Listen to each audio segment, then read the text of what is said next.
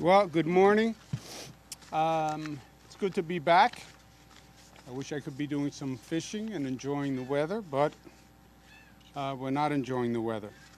Let me acknowledge my colleagues who are here with me. First, Supervisor Tim Horenberg, who's been doing a great job. We just took another tour around of the pond area, the pumps that are in place, what we call the aqua dam, the water barriers that are in place.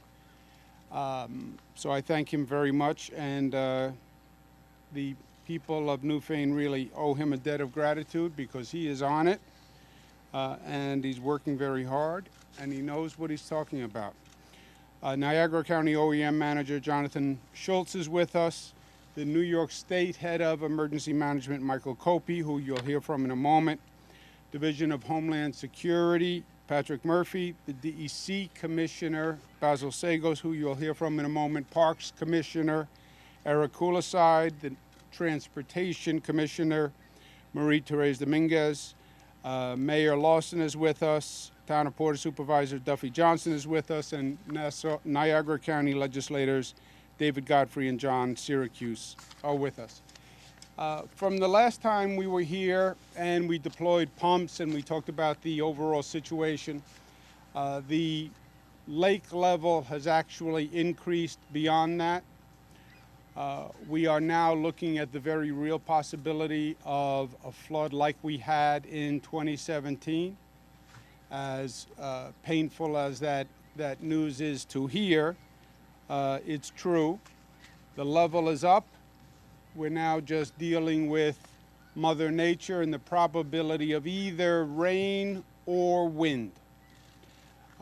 It's not just the water level, it's more the wave action, and the wave action is driven by waves. So if the waves pick up, or if we get more rain, then we'll have another flooding situation.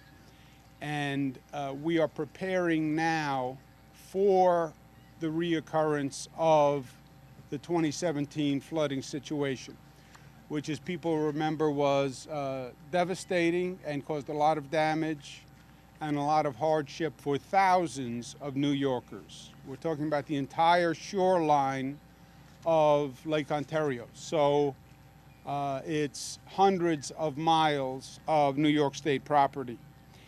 The only course of action and the best course of action is to do everything we can to be prepared before the flooding actually happens. And that's what we're doing. We're more informed than we were in 2017. So you see pumps, emergency workers who are working. The volunteer firemen have been doing a great job. The local first responders have been doing a phenomenal job. Hundreds of thousands of sandbags have been put in place, and that's really a tribute to the local fire personnel and the local emergency workers who have been doing a great job. I'm going to declare an emergency order for the affected communities. The emergency order does several things. Number one, it sets a maximum speed limit of 5 miles per hour, 1,000 miles from shoreline. The last thing we need are boat wakes creating additional waves or aggravating waves. Localities can set the limit lower than 1,000 feet if they think they need that to protect their community. So we'll have a statewide limit, but then localities can reduce that limit as they see fit because they do know best what their local conditions are. Supervisor just had us by Headley Boatyard, and you can already see the water coming over. We already have a problem. So we'll leave it to the localities if they want to further reduce that limit. The emergency order also allows us expedited procurement. We used a product in 2017 that was quite successful. We've started deploying it now. Those aqua dams, the temporary dams, we're going to be acquiring more of that and installing several thousand feet in addition to what we've already installed over the next few days. The emergency order also gives us flexibility in dealing with local governments and with private property. A lot of the precautions we want to take will be on private property, installing aqua dams, etc. So the emergency order gives us additional flexibility for that. The main agencies involved for us are DEC and Homeland Security. And I want to thank Commissioner Murphy and Mike Copey very much, and Commissioner Bazosegos for doing a great job. We also need the help and cooperation of local governments and homeowners. We had, after 2017, approximately 4,000 properties damaged. If you are a homeowner or a business that was damaged in 2017, prepare for a redux of the same situation. The flooding will come where the flooding came. Let's do everything we can to get ahead of it and be prepared for it. Once the flooding happens, it is too late to put precautions in place. You can't get people in there, you can't get equipment in there. So the time to prepare is now. And depending on the forecasts, we're looking at the potential flood levels as soon as this week, later in the week. We have a number, 518-292-2200, 292-2200, that's 518. If homeowners are in the path of damage, contact your local government officials, have them contact the state. We will get you what you need. We're going to have more National Guard, more equipment, more pumps, more aqua dam. We have more sandbags, anything you could need, but the time is now. Often in these emergency situations, everybody hopes for the best. I hope for the best, but we have to prepare for the worst. And again, we went through this in 2017. Replay that video. If you need help, let us know now. We have the personnel, we have the equipment, but we need to know from local governments and homeowners where to help. The only bright spot is the IJC actually has a New York member on it now, Jane Corwin. I say amen to that. In Italian, we would say finalmente, finally. Jane Corwin will at least be a New York voice on the IJC. She's from Western New York. I worked with her when she was in the State Assembly. And at least now we'll have someone arguing New York's case, because I believe New York has gotten the short end of the stick, or the high level of the lake, however you want to look at it. But we need someone to fight for us, and having a New Yorker on the IJC, I think, is going to help. With that, I'm going to turn it over to Mike Copey, who's head of emergency services. Then you'll hear from DEC Commissioner Bazosegos, then from Supervisor Horenberg. Thank you. Thank you, Governor. I appreciate it. As the Governor said, he's going to be issuing an executive order. This order will allow us to expedite acquiring additional water barrier type products that will prevent erosion and prevent flooding, similar to what we have set up here in this community right now. Right now, we have over 6,000 feet deployed amongst the 8 counties. We'll be purchasing additional thousands of feet of this.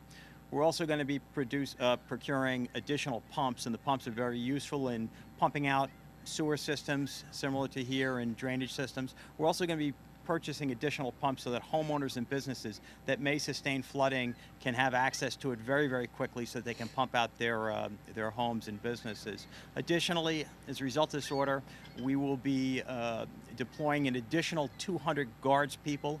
They're going to be directed to be available for immediate deployment, so that they can assist not only with the preparations, but should flooding occur, as we expect, that they will be ready to respond immediately.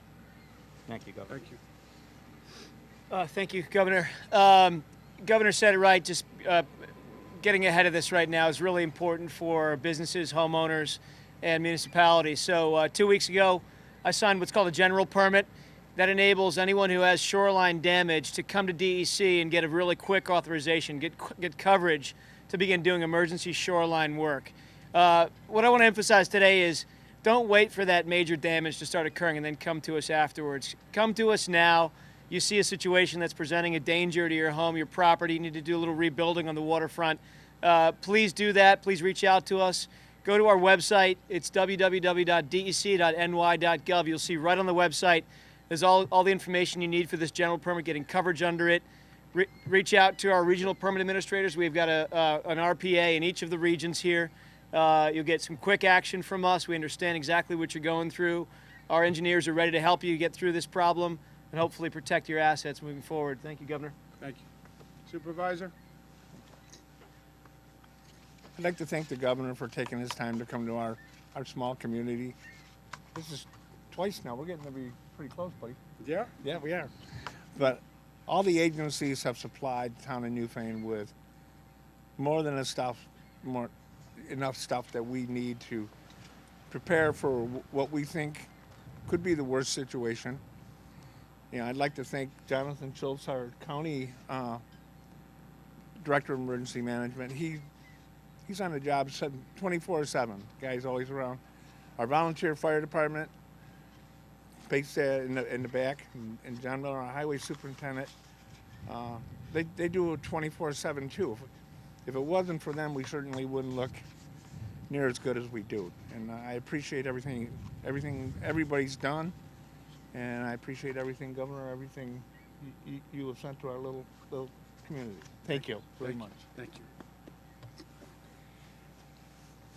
I have a bone to pick with the supervisor later. They had a fishing tournament this weekend. Nobody invited me. They need help now for the flood. They invite me today. Any questions for myself or any of my colleagues? Yes, sir. Good morning. Good morning. Your emergency order will allow the state more flexibility. What kind of flexibility would this allow the state to perhaps come in and take measures on private property if it just simply needs to? What are we talking about? No, the flexibility is primarily on procurement. You know, for the state to buy something, normally you have to go out to bid, and it's weeks or months of bureaucracy. We need more aquadam, the water bladders. We need them quickly. So it gives you flexibility to buy more of those water barriers, more pumps, et cetera. And in dealing with private homeowners, you have private homeowners who need us to be able to install state material, the aquadam, on their property. And this allows us to do that. With or without their permission? You know, we don't install material that the homeowner doesn't want and need. But I just guess what I'm saying, Governor, is if you have a situation where the homeowner says, you know, I don't want that thing on my property, I don't want them building anything, but the water's coming in, the state would have the authority to say, listen, we understand, but we got to get this built. No, that homeowner would have their home washed away. If they were, Can I help you, Governor? yeah, if they were insane and they said, I want my home to wash away, they would have their home washed away. Just to clarify a little bit what the governor's saying, on the high bank areas on both sides of our community and all the way along the lake, sandbags and aquadam are not going to help. You know, we can't put them on top. The ground's going to get eaten from underneath. And as sorry as it is, there's nothing we can do about that. You know, the low areas, you'll see the aquadam over here, where it flows in moderately or whatever, and we'll set it back to catch the waves. But when you get on the high bluffs, and Jonathan will tell you, it's a waste of time to put sandbags out there because they wash away like that. And it's a lot of waste of manpower and the supplies for something we know is not going to work. So when the governor says call the local officials, sometimes we have to say, we can't help you. You know, it's what's going to happen. And then if something major comes up, the first ones I call is the fire department. But there's certain situations that we're subject to the weather in the high water period. Thank you. Thank you. Governor, it's been said by... Excuse me one second. The supervisor's point is very, very well taken. There are some situations that we just can't protect the land, given the geography, et cetera. but at least let us protect those areas that we can. And just to follow up on your question, there's never been a time when this is only homeowners who want assistance and need assistance. We've done dozens of executive emergency orders, and it's to allow us to help people who want help. If you don't want any help, God bless you. It's said about you today, just about everyone else I've talked to in the past few weeks, that we're better prepared than we were 2 years ago. Can you give me an example of something we're doing now that we weren't doing 2 years ago prior to the flooding? Well, look, first, we've seen the movie, right? So you know where the water is going to come physically and geographically, right? We were talking about Headley's Marine, Sodas Point. We've gone through this in Sodas Point. You know the low-lying areas. You know when the wind picks up, where the waves are going to come. So that's a tremendous advantage because it gives you the opportunity to target those areas. Also, we've gone through this in terms of where the water is going to come and how do you remove it. So we just have more expertise in terms of water management and pumps, et cetera. And we also have more personnel, more equipment, combined with additional knowledge. Like the DEC reforms that they put in place, allowing people to do work now to protect their property under a general permit. We didn't know anything about that in 2017. The use of these portable dams, which are really new technology. We started those in 2017, but we're using them to a greater extent now. In terms of targeting areas, Supervisor Horenberg, we just did a tour. We know where it's coming, and we know what we need to do to move it. With the caveat that the supervisor added, some of these things are unavoidable, just because of the force of the water, etc.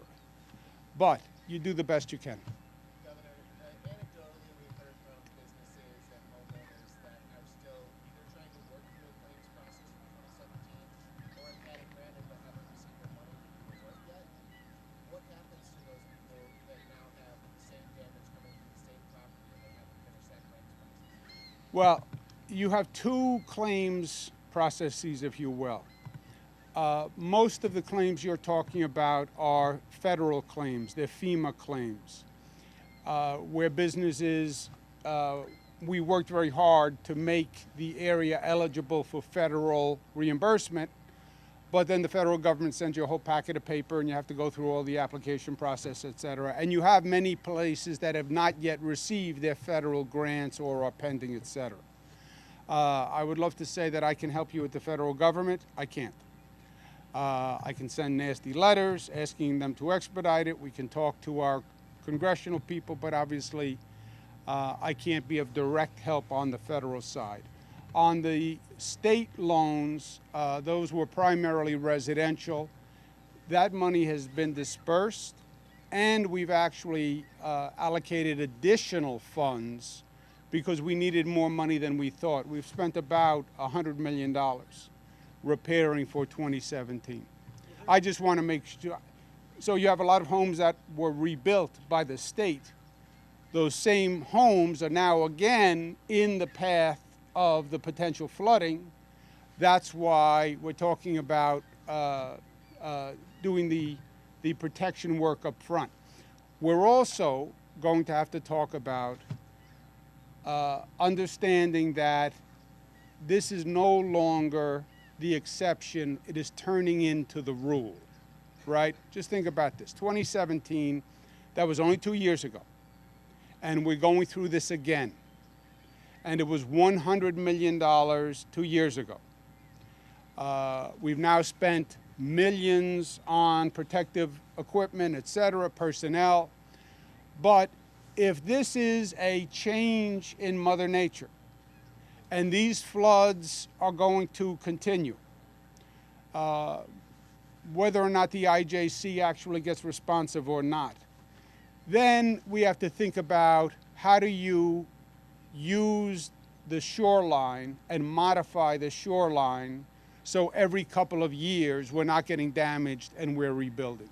I'd rather spend more money and change the shoreline to have real protections so we don't do this every few years.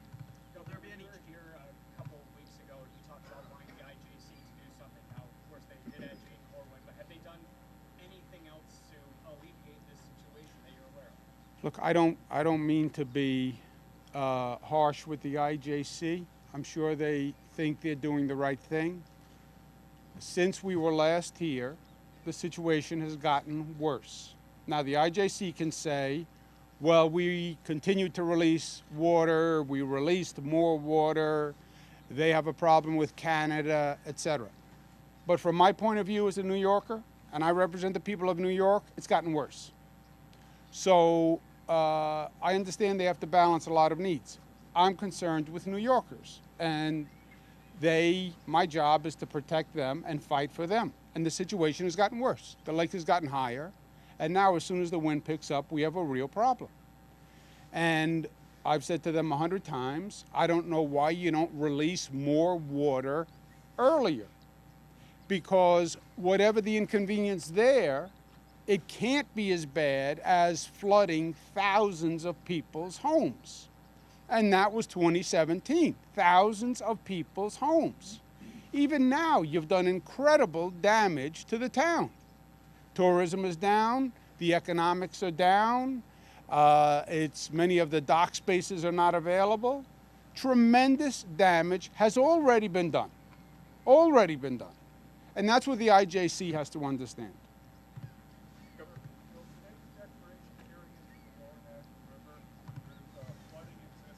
No, right? It shouldn't, no. If it's at the same level as Why don't you take it? no, it would not include the lower Niagara, but for right at the mouth, where it's commensurate with the lake levels itself. Will there be any changes or considerations in changing the process of getting Empire State Development grants to help homeowners on the lakeshore, to help them get that money quicker than, say, 2 years ago? Well, we don't have a program yet to do flood repair, right? In 2017, we had the flood. We saw the damage. We then designed the program in the state and passed the program to help homeowners. That was a one-time program, 2017. First, hopefully, we're still hoping, we're preparing, but we're hoping that we don't have significant flooding. We're doing everything we can to prevent as much damage. If we do have that flooding and we do have that extensive damage, then we're going to have to revisit what the state can do to help. But there is no program in place to help homeowners who may be damaged. I don't want to deal with that reality yet, you know? All right, guys. Okay? Thank you very much, and thank you to the volunteer fire people and the highway people and the transportation people who have been doing a great job. Let's keep our fingers crossed, but in the meantime, do everything we can together. Thank you.